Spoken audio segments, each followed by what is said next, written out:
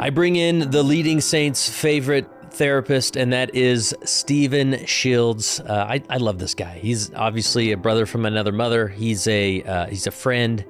He's somebody I've learned so much from, and this is the type of interview that we don't outline before. I just bring Steve into the studio, and we sit down and we start talking, and it really comes out much like our lunch appointments come out, where after we're done eating, I think, oh man, I wish we would have recorded that conversation. It would have blessed so many lives, and this one is definitely the case as well. Steve and I talk about this concept of community and why building community in the context of our church organization is maybe more long-lasting than other communities that are built, and why it's so effective. And really talking about this concept of authenticity. I know that's a word that gets thrown around a lot in modern day circles, of being more authentic, but what does that look like in a church setting, and how can we own that and own up to it as members who sit in a Relief Society and Elders Quorum and Sacrament meeting? How can we lean forward and say, I'm not going to hold a secret. I'm going to share something that's maybe a little confidential, but can connect us as a group. And so really fascinating conversation of how this is done. And this is the nuts and bolts of how you build positive culture that binds a ward together and creates unity. I know so many wards are striving for that unity, and Steve has a lot to share about it. So let's jump into it. Here's my interview with Stephen Shields, our favorite therapist. That's Leading Saint's favorite therapist, Steve Shields. What's up, brother? It's my favorite podcast host, Kurt Franco. That's right. Yeah. You see, we worked that out. We were rehearsing that all morning. Yes. So you're and I let Kurt know I'm not sick, you're sick. Okay. I'm just now grizzled from my life experience, and so I'm more just like of a warrior now. You got to stop yelling at your clients. That's what Steve. happened. So, hey man, if it works, it works. The shame, it works. It controls behavior, but. All right. So, what's the latest walking into your office these days? Like, what are you seeing? Well, I know this is how my life works, Kurt. I think it's like skydiving. Like, I don't think it gets old. Like, I've never talked to someone who does that I'm like, hey, you went skydiving for the third time. And they're like, nah, Another right? day at the office. Like and so I think it's the same story. Like, so the last time I got on here all pissed, I'm like, I don't know why people think Jesus doesn't heal. And why we're managing all this crap. Stop managing it. And so, I mean, it's the same story, right? So whether it's anxiety, depression, the, pornography addiction, I was on a phone call yesterday, with the high school kid getting ready to go on his mission, who really wants to, right? Yeah. And that was the conversation with parents. I'm like, I think he just needs to talk to someone who isn't telling him to manage it anymore, but to really find Christ and find healing, right? Mm-hmm. And so it's the same story, but miracles are miracle. I mean, when you see the Red Sea part, that's a rush, right? I mean, you can experience that as many times. So we're just trying to make more miracles happen, guiding more people in their healing process to healed, not to the Savior, for real. For real. Yes. And you use that word, managing, which fits in the context of, someone struggling with pornography, but really all therapy, right? Like anxiety, depression. Yeah. Give me something to manage this, because I can't do it. But therapy should be more than that. 100%. Tell me the last podcast or book that you listened to about your anxiety that said, we're just going to get your anxiety out of your body forever. No. Like, hey, we're going to do some tricks to kind of manage it so you can kind of be alleviated from the symptoms, right? Mm-hmm. It's just not, again, I don't know how you believe in the gospel period as a Christian, let alone the restored gospel, and you roll with that. I don't get it.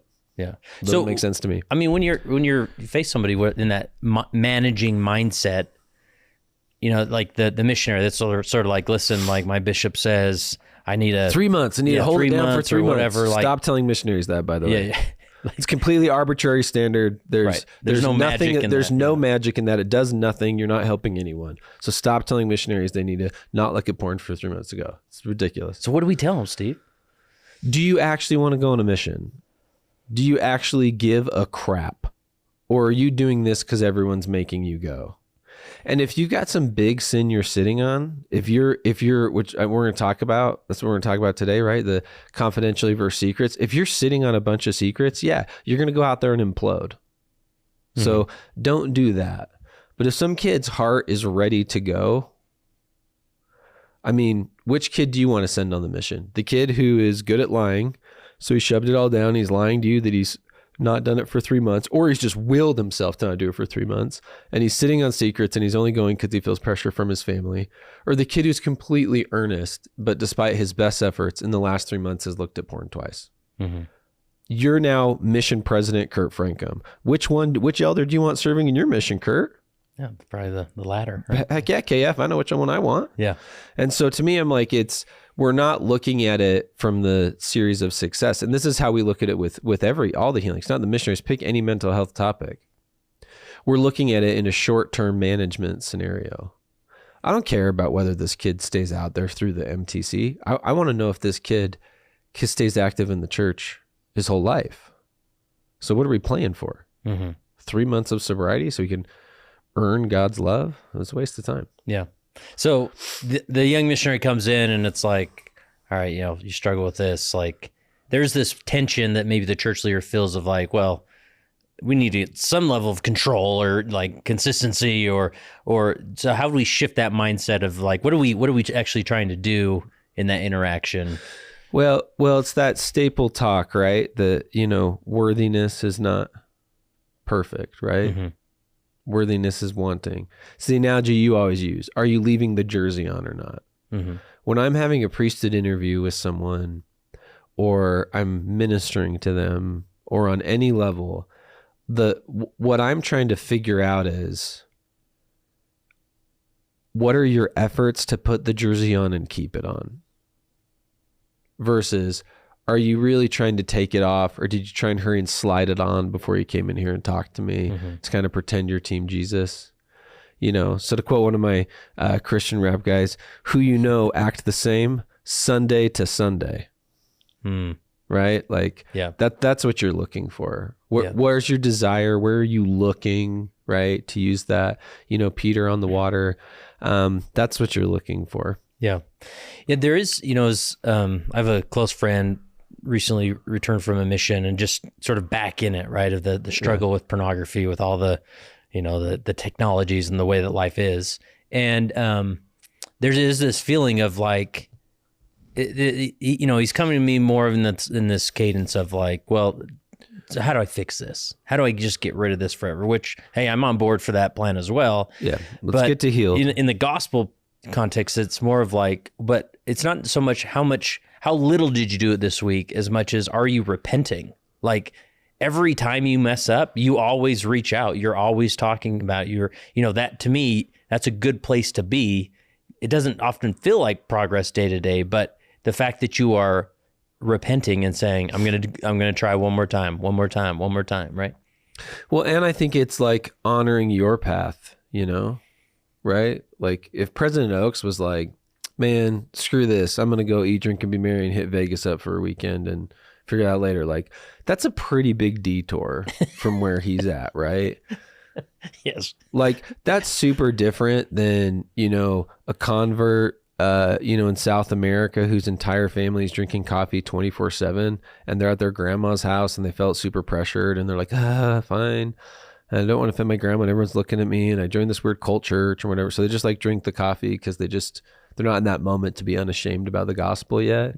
Those are different. Right.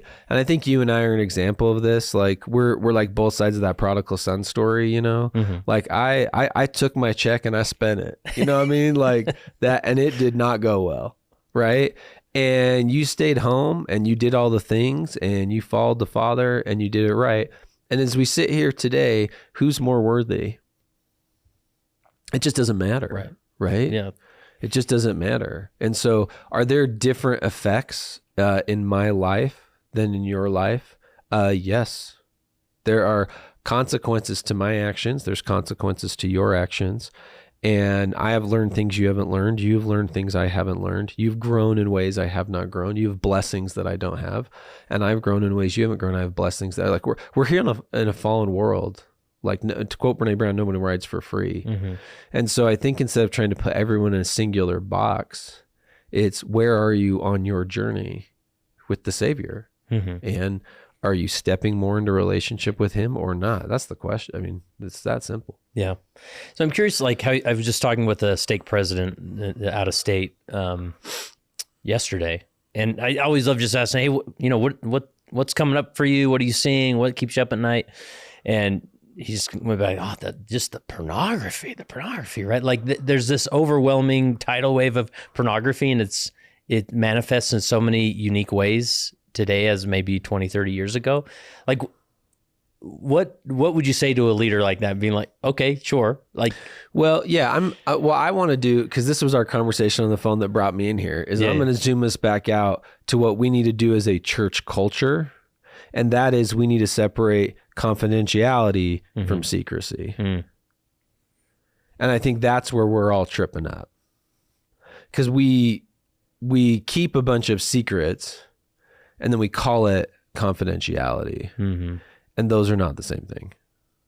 So walk us through that. So like this typical thing is, I go to my bishop in confidence. He holds confidentiality of things I tell him, right? And it's sort of like, let's close the door and now we can... Well, maybe. Tell me more. Go tell your bishop that you are smacking your wife around, and let's see if he keeps your confidentiality. All right. He better not. Right? Yeah. That should be reported, right? Confidentiality is about holding people's stories sacred and honoring them as an individual. I don't have the right to tell anyone else's story. I know you and I are deep personal friends, KF. I know a lot about you that I could bring up on this podcast right now that you've never shared on this podcast. Right. Yeah. Why is that gross if I start doing that? That it violates trust, right? Like, right. But why does it feel bad? Right? Like in principle, when we're like, wickedness never was happiness. Jesus is the Christ. There's no other way. Why, when we violate that, why does it feel gross? Because it's wrong. Because it's not my story. Right? Why do we keep things in the temple sacred? Not because we're keeping people out and we're like, wink, wink, we don't want to tell you about the cult stuff. You know, it's not that at all. It's because you keep sacred. And so if I am a bishop or a good friend or a ministering brother or a stake president or a relief site president or a young women's leader or a youth Sunday school teacher, and someone is vulnerable and shares part of their story with me, all confidentiality is I honor what is mine to share and what isn't. Yeah, I know a bunch of details about your marriage, how you're raising your kids. Why would that be mine to share? That feels inappropriate, right? Because it is. That is all that confidentiality is. Yeah, as a bishop, if I walk in and I'm like, hey, I'm really struggling in my marriage right now, and I'm looking at porn, yeah, you don't go home and tell your wife that or tell 5 people in the ward. Yeah, why does that feel gross? Because you're breaking my sacred. You don't have a right to tell my story. Right? We need fellowship and connection. So confidentiality is when you hand me something to hold it. I have tons of confidentiality as a therapist, right? Because I am a third-party person who acts as a guide to allow people to process things they're experiencing, right? A container to honor that space. That's confidentiality. Confidentiality is not about keeping secrets. Yeah. It's about honoring people's story. So when does that confidentiality go wrong? Or like, how is that? When we just want to keep secrets. And what we do in our church culture, which is the conversation we were having about elders quorum, right? When you and I were on the phone, is when we all sit in elders quorum and we don't say the things, you know, we're not keeping confidentiality and holding the container well. We're keeping secrets. So maybe you're saying like an individual, member of the elders quorum is struggling in life, but he shows up and he keeps that a secret. 100%. Yeah. Because the real litmus test, right? So I'm sure someone listening is like, no, we just shouldn't vomit our story all over people all the time. I don't disagree with that at all. My favorite is like, we have several indicators, right? When we're sitting in fast and testimony meeting, when we know that someone's testimony is going to be not vulnerable, but vomity, right? So we have the cues, right? We're like, hey, I know I'm not supposed to tell a story, but we're like, okay, they're about to vomit, right? Mm-hmm. Or when they pull like, so I just got out of prison. You're like, yep, okay. Or they're like, we just filed the divorce papers. You're like, yep, okay. Like we're now vomiting, right? There's not a confidentiality there. We're not holding story sacred, right? We're just vomiting. And you can experience this. Go find any homeless person on the street. They'll tell you their entire life story. They don't even know you. Mm-hmm. Yeah. They're not holding their story sacred. That's part of why they're struggling the way they're struggling. And so we experience the vomity. That is vomity. That's different than vulnerable. And so when we're keeping confidentiality, that's me holding someone else's story sacred that I witnessed. Kurt, I have witnessed parts of your story. Mm-hmm. My favorite way is how you verbalize it. So when we get on the phone, you're like, how we're supposed to do that brotherhood thing when we're having a hard time? Yeah. And you're in your tears. And you're like, that's now. I'm doing that now. Are you available? I'm putting my quarter in the brotherhood machine. Right. And I'm like, yes, I am. Let's do this. So I now know I'm signing up for some confidentiality, right? I am honored to witness your story, witness your healing, witness your journey with the Savior. And I'm going to do the same thing I do when I'm a therapist, same thing everyone does when they minister, right? I know I'm keeping secrets when I am choosing not to share because of fear or shame. Mm-hmm.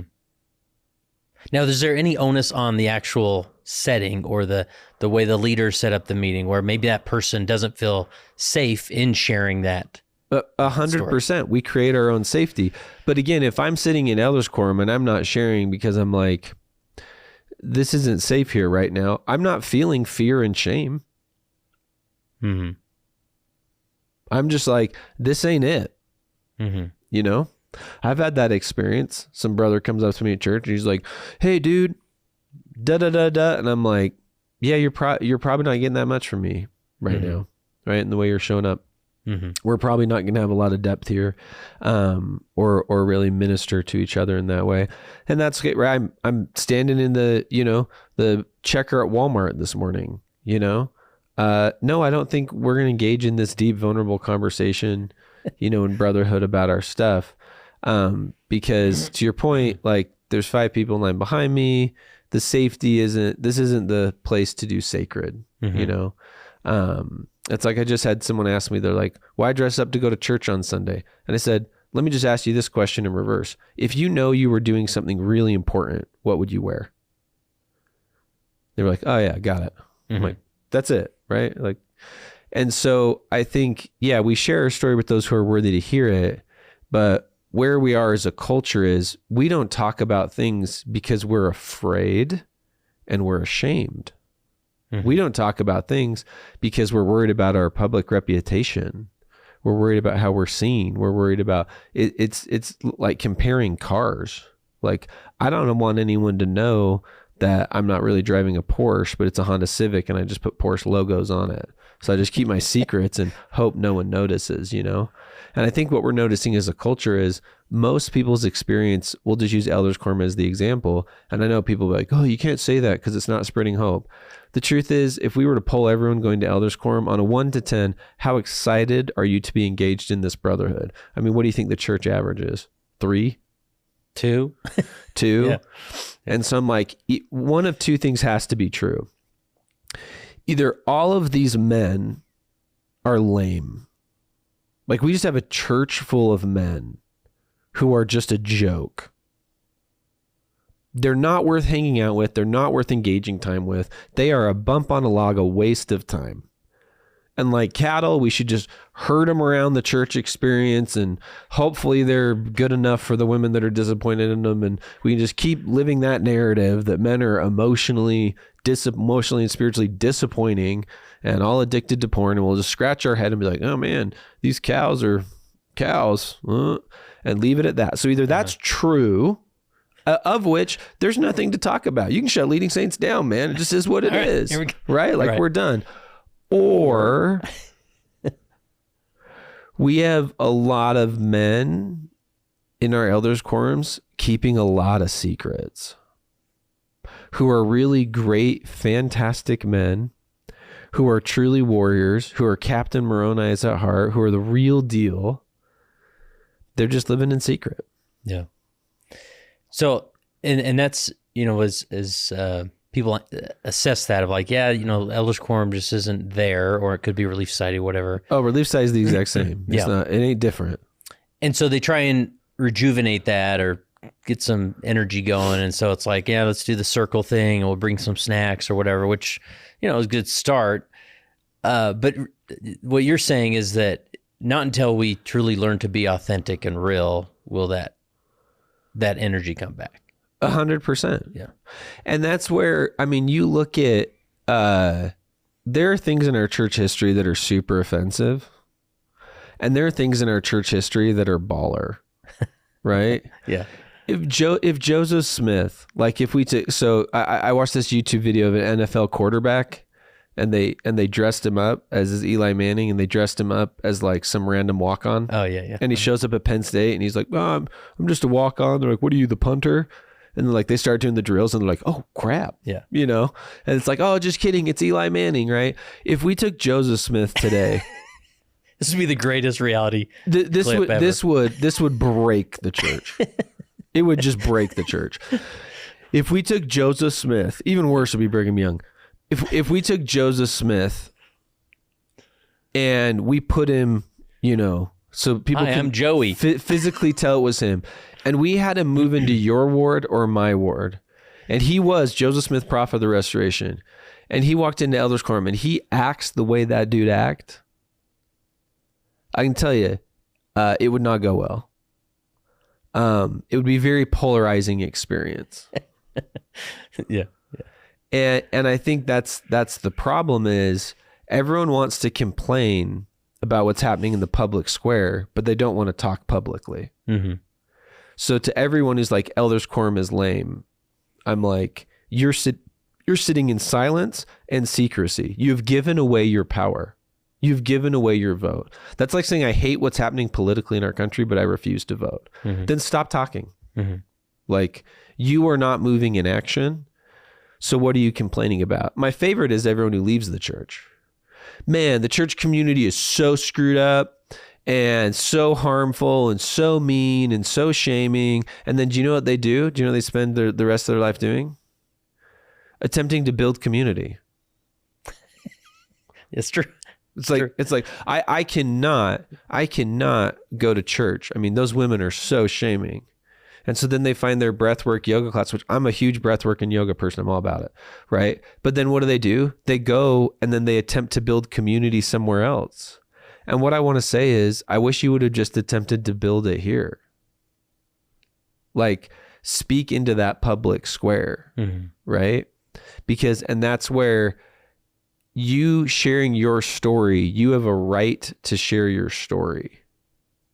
Joseph Smith shared his story. We have account after account in church history of them calling brothers in and up, getting real about what's happening right now, talking about stuff. They were not sweep under the rug people. They were not like, hey, the Kirkland Bank failed. Like, let's make sure no one notices. No, everyone knew. Yeah. Right? Yeah. So I think the truth is when you think about how much you share your story or don't share your story, because it's really about what I can do, right? It's not about, well, everyone else should change. No, you should change. Mm-hmm.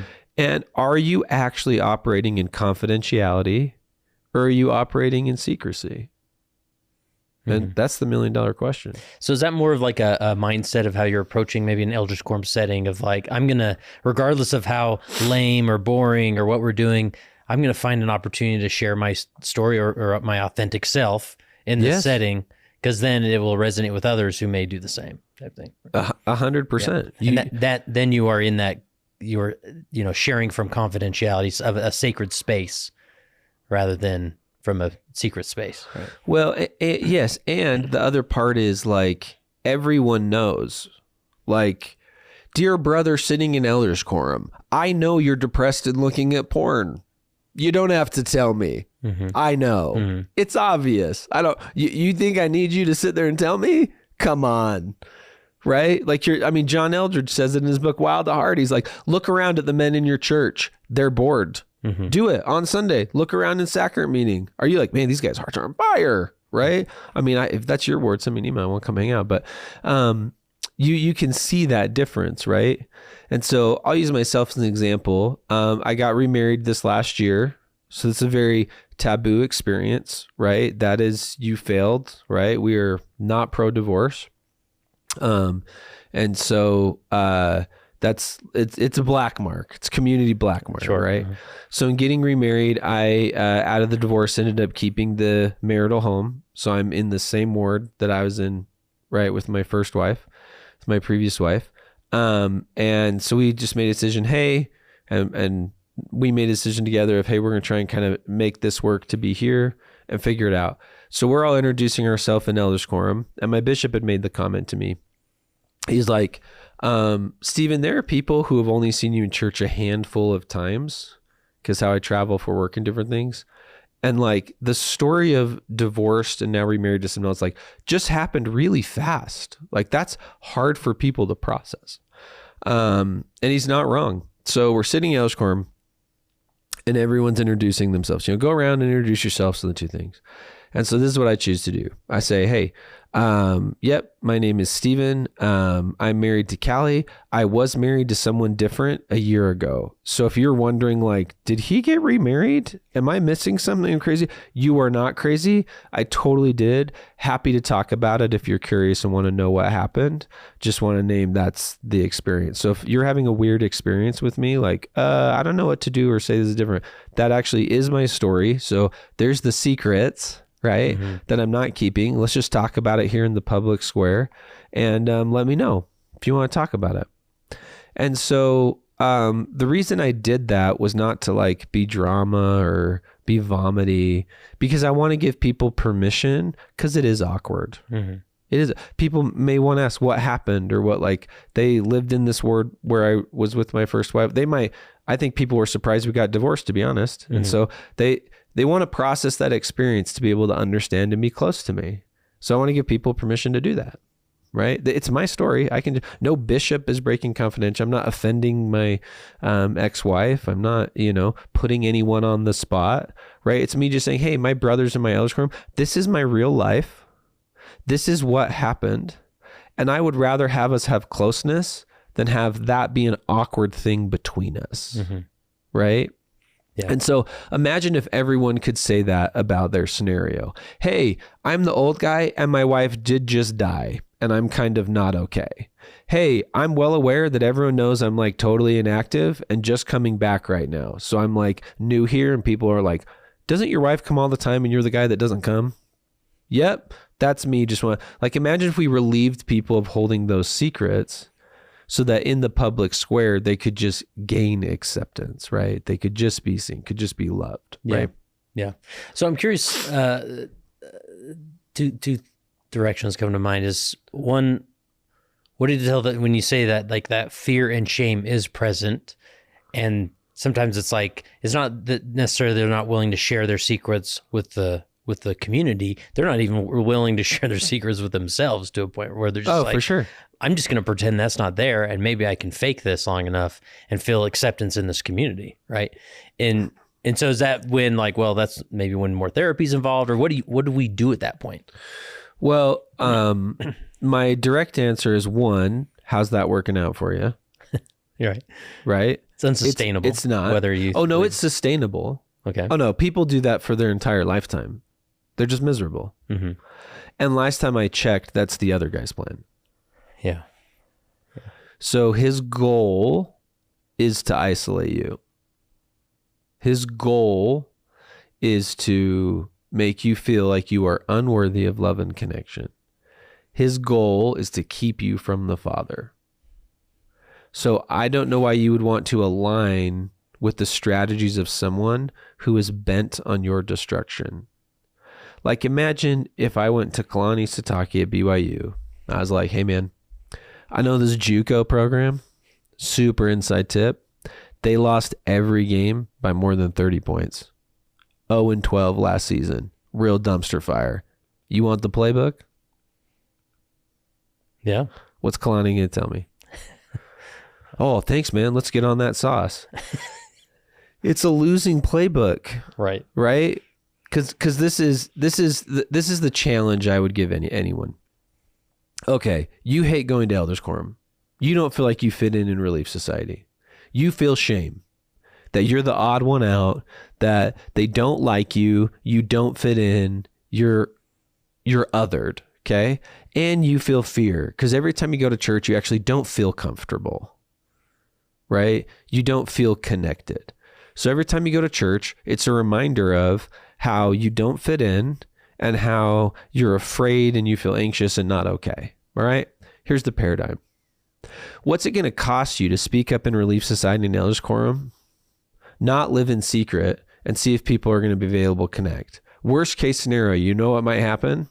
They might other you and you might feel like you don't fit in and you may be afraid of not like going. Which you already are, right? Yeah. Like there actually isn't a cost to that, right? Mm-hmm.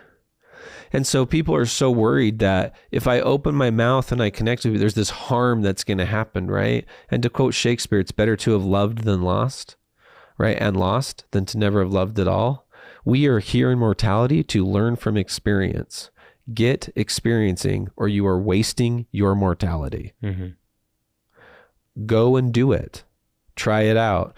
And I have worked with a lot of people and, sharing their story. And yes, you should try and find safe people. So don't just walk into church and vomit over the pulpit. And, while the Elders Quorum presidents, hey, warm up. Sorry, President Johnson, I have something to say. I'm addicted to porn. I'm super depressed and I hate being here. And I listen to a podcast and I think we should all just start getting real about it. Everyone will be like, whoa, cool, dude. And whatever. But I do think you can have a prayer in your heart and say, God, who should I share my story with? Who should I start connecting with? How can I quit living in secret? Lead me and help me understand. And then you'll find those moments where you're like, this guy, I could talk to this guy. So stay 5 minutes after Elders Quorum and warm up that conversation and be like, hey, John, you seem super interesting. I'd love to hang out sometime or get to know you, or let's talk about it. Or right. Or when you're sitting in Elders Quorum and you're like, I don't ever comment, but there is a comment resonating in me. Raise your hand and make that comment, right? Start moving in actual movement in a way. God will lead you. You don't have to do this on your own, right? That's the big atonement mistake. I'm going to clean myself up and then go to the atonement, right?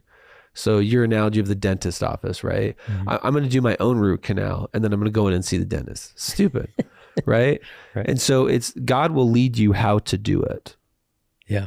And you answer sort of the next direction I want to go is because there are those people listening thinking, oh, Steve, if you knew my award, you stand up there and talk about your marriage and your remarriage and they'd be talking about it in the minivan on the way home. Like they wouldn't hold that well, that my story's sacred. They would just share it or, gossip about Correct. Me or whatever. Yes. Yeah. They are. Mm-hmm. And what I want to say, Kurt, is they are. You don't think a bunch of people in my ward are talking about the fact that I got remarried? Uh-huh. You don't think that conversation's happening in the minivan? You think I need to say something in Elders Quorum to have that conversation start happening in the minivan? Yeah. Give me a break. Yeah. Everyone in your ward knows you're the leading Saints guy and they love or hate you and they've made their decision and they think it's stupid that you do it and you're pimping out the church and it's gross, or they think you're the greatest thing ever and they want to have you over for a dessert sometime so you guys can become family friends. Yeah. Right? Yeah. And so you're never going to, it's my LaCrae quote that's going to be in my tombstone. If you live for their acceptance, you die by their rejection. We all live for the King, period. Your acceptance is in Christ and Christ alone. I actually don't care if everyone in my ward likes me. It does not matter. Mm-hmm.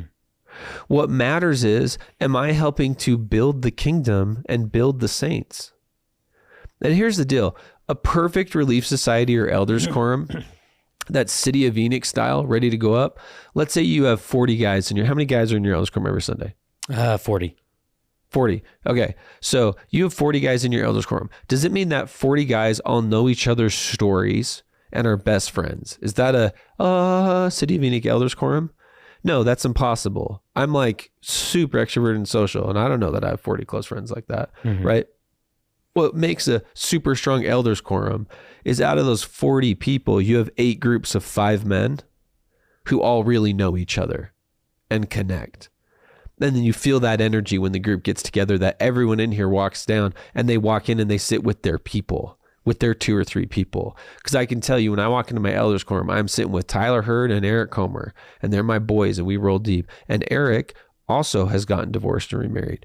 And Tyler has been through a ton of anxiety stuff and works through whatever, right? And so they know me, they see me, I feel seen and heard in my elders quorum. I don't give a crap what the 20 other guys on the other side of the room think. Yeah. Because, and that's the problem, is like, oh, they're all talking in their minivan. I don't care. I'm sure. I bet you there's a bunch of people in my ward that will never like me. And they'll be like, dang, we wish his wife would have stayed in the house, not him. Oh, I'm sure. Right? And I think that doesn't matter. If you're me and Callie, right, my current wife, the goal is, can we have 3 or 4 families in this ward that we are close to, that we feel seen, invited, and loved by, that our friends have friends and can connect and do that. And after that, we don't need anything else. Yeah. So this idea that like all 40 people are going to be best friends, no, it's garbage. You need everyone to have 2 or 3 close friends, 2 or 3 close contacts. That is a City of Enoch elders quorum. Yeah. And I think this is really crucial to underscore that, you know, as especially from like the bishopric standpoint, you know, the concept of unity comes up. How do we unify our ward? Because in our mind, we just want everybody to be friends with everybody. And if someone's sick, the whole ward shows up. But in reality, what a good culture looks like, it's, you know, 10% over here kind of come together, 10% over here come together, right? And that's why I've always been a little resistant. I get the clicky thing, like people, oh, my ward's so clicky. I'm sort of like, good, congratulations. Yeah, find a click. Right? Yeah, join, you know, get in one. And one doesn't want you. I don't know if you want to be wanted there. Well, you just put up a video of a gal that was like, I didn't fit in my ward, so I just started inviting people over. Oh, yeah. You know, it was like your reaction to it. And it was like, and after a year, I actually found some friends. There it is. Stop living in secret.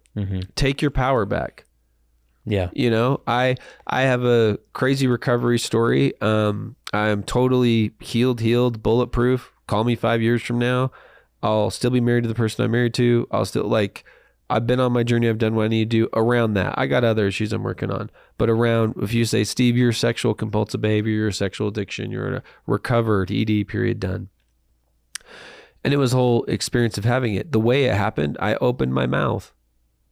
I talked about it out loud. I quit living in secret. I started a podcast and I started interviewing everyone. Do you know that helped more than anyone? We've gotten letters all the time, unashamed. You saved my life. I'll tell you whose life it saved. Mine. Yeah. Because when I put it in the public square, this is so key. How easy would it be for the church to just say, we're going to do 1 hour church, half-hour church, come to sacrament meeting, take the sacrament, and then be with your family. Family, just meld that down. Tons of people would be like, oh my gosh, we don't have to do all these youth activities now, an elders quorum, oh, it'd be so great. Why are we holding on to it so strongly? Because it's how people really find Jesus and really heal.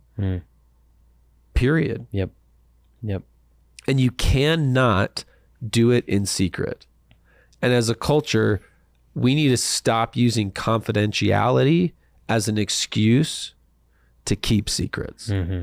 Okay, so this is a perfect transition to, you know, a similar place I want to explore is I get, you know, I've interviewed a lot of therapists. You've taught me a lot. I've been in a, you know, I'm not a therapist, but I feel like a unique pulse on therapy, mental health, and recovery and repentance, all this stuff, right? Totally. So people will come to me and the indicators go off of like, either they're directly telling me, I'm actually quite depressed. I don't know how to handle my life. Or it's sort of like, well, the way you said that there, like there's more there that we should talk about or explore, right? And the natural thing, and one friend said to me, like, I feel like I should probably go see that therapist again. Now, I'm a big proponent of therapy, as you are, I imagine. And so I want to say, sure, yeah, do that. But at the same time, I'm wondering, is that more of an excuse to just go into an office that nobody knows you're there? You can shut the door and hopefully do the paperwork, figure it out, and then leave that office ready to show up to church like I'm good now, right? Yeah. And so as I'm, you know, organizing and approaching my elders quorum, I'm thinking, like, why do guys have to go off to some 12-step meeting in the basement of some seminary building? Yep. Why can't we have progress here, even though we may not be talking about addiction the whole time, or how many times did you mess up, or what step are we on? However, I mean, could that community supplement it? Is there more we can do rather than just say, yeah, go see someone, like, go deal with your stuff, man? Yes. And we have a lot of data around this now at this point in time in the mental health journey and experience. Community is the number one indicator of whether or not people recover, how strong their community is. And so this is why most inpatient treatment for substance abuse fails, because we put them in a 30, 60, 90-day program, and then we drop them right back into whatever community they were in. And then which was their drug community. And then we're like, why are only 8% of these people recovering? It's the community that's the problem. And so the interesting thing I've learned about community is everyone has to build their own. I actually don't get how that math works. It's like a traffic jam. I'm like, we all want to drive 80. Why are we going 40 miles an hour? Right? And everyone has to build their community. So if you're hoping that some community is just going to get built in your ward and you'll be able to jump in, that is never how it works. You have to be the community builder. So no one likes to hear that, but it's just true. So therapy is an artificial container. It is not an organic experience. When Christ comes in the millennium and we're moving forward, I will not have a job. Because all of the healing that we need to do will happen organically. Because we won't be living in secret anymore. We won't have the influence of the adversary on us. So we'll be moving forward. Now, I'm not against organic interventions how we want it. Artificial intervention is positive, right? So for example, to use like our physical bodies, right? Taking a bunch of ibuprofen, having surgery, right? Penicillin. These are all artificial. These are not things that we just normally would do, right? Are they helpful? Yes. I would not tell someone who breaks their arm, don't go to the doctor. Get it organically healed. That's nuts. Yeah. Right? And so that's not what we're talking about here. Good therapy is a short-term artificial container to get you help because you cannot get it organically in your life. There are things that people experience that they need help processing. I just know a lot, just like a doctor knows about setting a broken arm. I actually just know a lot how to get childhood sexual abuse out of your body. I actually do have specific and special training to help you change that shame identity you have around your porn use. So as an artificial container, I'm way better than the dude that ministers to you in your ward. Correct. 100%. But here's the truth about the data. And this is why, as you know, I'm on a warpath to change the therapy industry, and we're doing a bunch to expand. 80% of therapy is a ministering visit that someone's paying for. And so to your point, that like, why are people going and doing that? And ask yourself, if you go to therapy, do you feel more like this is a friend or a doctor? Do you feel like this is a good friend? And you're like, they see me and we connect, because I just call them expensive friends. I'm like, is this an expensive friend who you just feel good there? Or are you actually performing surgery? Are you like, I am here because we are doing something. And when that something is done, we're done. And that's the problem, it's a way to hide from community. Right. And so that's one of the things is we always tell like our clients, I'm like, my job's to fire you as fast as possible. Yeah. Right. Because whether it is with work colleagues, whether it is hiding with my therapist, right? Or people use all sorts of excuses. And here's one of my, don't say this, Kurt. Okay. I just love spending time with my kids, so I don't need friends. You know, or the mom, I'm busy with my, you know, so the men, I don't need brotherhood because I'm just really plugged in as a dad. Sounds good. You're a liar. No, you're not. You're sitting there scrolling your phone in the bathroom like for 20 minutes like the rest of us because kids are hard. right? Like you're watching TV, you're doing the things. So don't tell me you were just unapologetically energied into your kids. So you don't need brotherhood. Moms do the same thing. God did not design motherhood for to be this tired, ragged, overused, you're never okay, overwhelmed experience. If that's the experience you're having, I don't think God's with you in how you're doing it. Now, I'm not judging anyone for having a hard time. I have a hard time doing stuff. You have a hard time doing stuff. We've talked about it. I'm not judging you're having a hard time, but community is the game changer. Therapy is a short-term crutch. I do it as a living, and it is a short-term crutch. Yeah. Just like everything else. Yeah. You have to have community. And what more community is important than your brothers and sisters in Christ who are trying to live the covenant path? What community is more important than that? Yeah. If you have a testimony of the restoration, I don't know how you could say one is. Right. I mean, I'm fine. Have fun in your pickleball club and make friends. There's nothing wrong with that. And do you guys talk about Jesus all the time? Right. Right. Are they going to pray for your kids? Are they, no. But you can do that now, Squirm. Yeah. And I appreciate and this, it's so easy to put that accountability, the onus on the elders quorum presidency or wherever, when it's like, we need to enable ourselves and hold ourselves accountable of saying, I will create community because my mental health needs it. My spirit needs it. Yes. Absolutely. Right. Well, and that's I learned that when I was excommunicated for 4 years, because I was active in the church the whole time. I remember seeing this kid go by my house on a skateboard, and I'm like, that kid's freaking lost. And I remember I talked to his parents. I'm like, are you okay if I go after him? They're like, totally. And I did.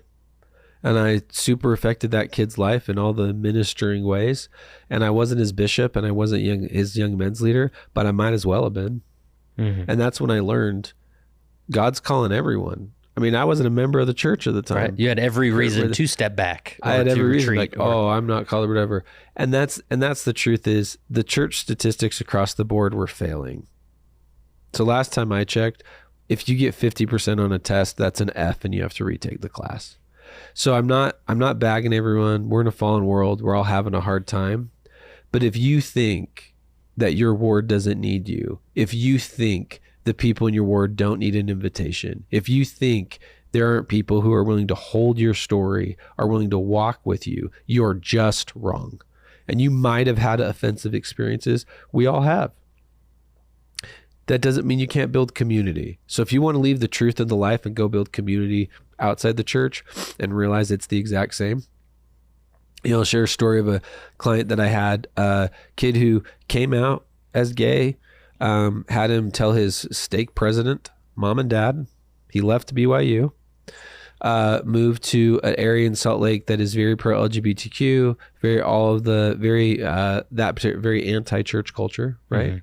So he leaves and goes all the way into the other community, comes in my office in tears. This is months later.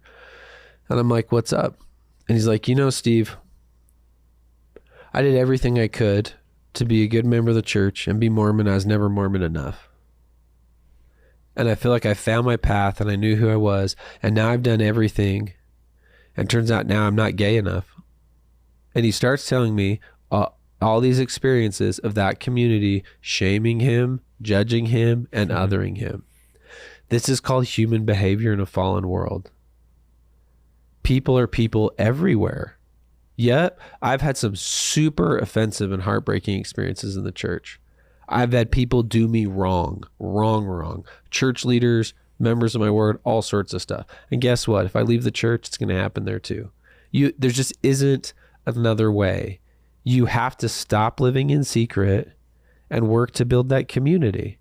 And going and hiding in a therapy office or in your pickleball club or wherever you're trying to do that is not going to change the gospel and that we're all called to build the kingdom. Either you believe or you don't. It's like the C.S. Lewis quote about Christ. Either he is or he is completely not, right? There's no middle. This guy is Looney Tunes or he's the Son of God. Either we're supposed to build the kingdom and community matters or it doesn't. So half the scriptures in D&C are garbage and Joseph Smith is a liar or he's not. And he was the prophet of the restoration. He saw what he said he saw. Jesus is the Christ, and we need to come together, Kurt. We need to lift where we stand, to quote Uchtdorf. You need to show up and stop living in secret and say, who are the 3 people I'm supposed to connect with? I think that the Elders Quorum president is dumb, and I don't like the guy at all, and it doesn't matter. Who am I supposed to show up here and sit next to and connect with and make it happen? That is being Christian. And the only person it's really going to end up blessing, the person who it's going to help the most, is you. Yeah. Yeah. And I appreciate that emphasis on, you can have the pickleball clubs, you can get the guys together for poker night or whatever you do, but there's something, there's a call to do that in the context of the restored gospel to some extent. It doesn't have to be like your best of best friends, but we need engagement there from everybody, right? Yes. Yeah. Yeah. So I'm just going back to like that, as I talk with these people, I'm like, oh yeah, you definitely need therapy, but like, you're not trying anywhere else. You see it as like, I'm going to go to this office and he's going to give me a pill and then I'll swallow it and I'll be good. And then I can return to life. But it's more of like, it's, taking your broken arm analogy and turning it to a cancer analogy. It's like, okay, you can go get the chemo, the cancer treatments, but like you eat hot dogs for every meal. Like, there's maybe more to consider in life rather than just getting the best chemo treatment to get over the cancer. Obviously, that's almost where it's progressed to a state where you have no choice now than to go get these artificial methods, right? Well, you don't have a choice anyways, because here's the reality, right? I was just chilling. We were just talking about sport, chilling with the Other Side Academy, which is the best in-treatment place ever. Yeah. Because they do real community. Mm-hmm. It's like totally crack the code. You don't go there for 30, 60, 90 days. You're there for 2 to 5 years. Mm-hmm. And when they have people who are in their program for 5 years, them living a drug-free life is in the 94%. 94% compared to 8, which is the national average. Yeah. Right? Pretty good. And so, or I think I'll tell you overall their program, they do 43%, right? Mm-hmm. So still 5x the normal average. And, sitting there with all of those guys in recovery, I love recovery people the most because they're just blunt. They're like super accountable. Like you and I have joked about this, you show up to dinner with your friend who's been in recovery and he's 10 minutes late and he's like, oh, sorry, I'm late, traffic. And then you sit down at dinner and he's like, hey, you know what? I actually need to disclose it wasn't traffic. I want everyone here to know that I want to be accountable. I chose not to leave my office on time because I think my time's more valuable than all of yours. And I'm in my arrogance. And I was just really interested in what my coworkers want to talk about finishing this project. And I was kind of talking about sports. And I'm really sorry that I wasn't honoring your time. How do I make repair? Right? You're like, easy. Thank you for your accountability, right? And so there's power in that. But here's the reality of everyone who has any mental health experience. They just change. Mm-hmm. They were depressed and now they're not depressed. They were looking at porn and now they're not looking at porn. They were walking around in the world outside the church, not living in their testimony, and now they just are. And ask anyone their story. Right? What happened? What changed? And do you know what they're going to tell you? They're going to tell you a story of an experience where they interacted with someone else and they were changed. Every time, no matter what. Anyone listening right now, you tell me when you experienced a significant life change. Tell me what happened. You can't give me a bullet point list. What you're going to tell me is a story. And that story involved other people. Every time. Always. So you are going to have to do it in your real life. And do you know why therapy by and large is incredibly ineffective? Therapy is a very interesting industry. You want to talk about people who hide behind confidentiality? Think about it, Kurt. Right now, someone's listening to this podcast and they're like, you know what? I think that Steve Shields guy's for real. And I have a family member myself who needs to go to therapy. Guess how they can figure out if I'm any good or not?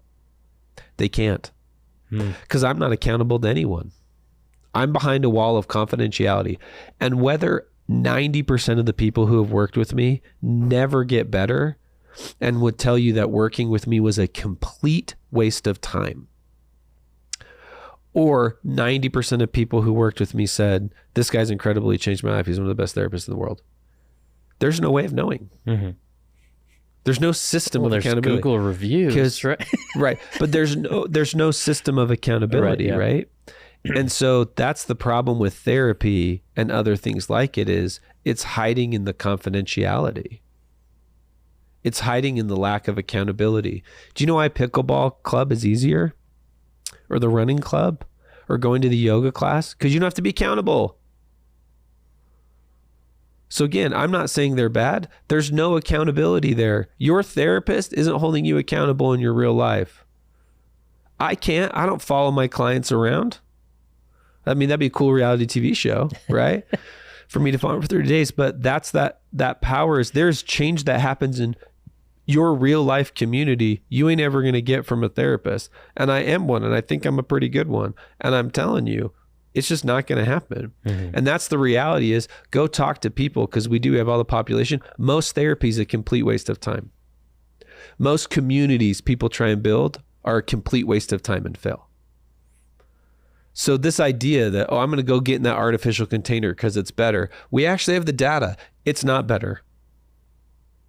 The church isn't magically a really unsuccessful community and not helpful, and everything else out there is super helpful. It's a complete farce. Mm-hmm. You have to build where you stand. The ones that are successful because people choose to do that. And the more they operate in light and truth, the more successful that community is. Boom. Boom. Boom. And we have it right here. You are sitting there in elders quorum where you don't have to ask everyone, is it okay if we pray?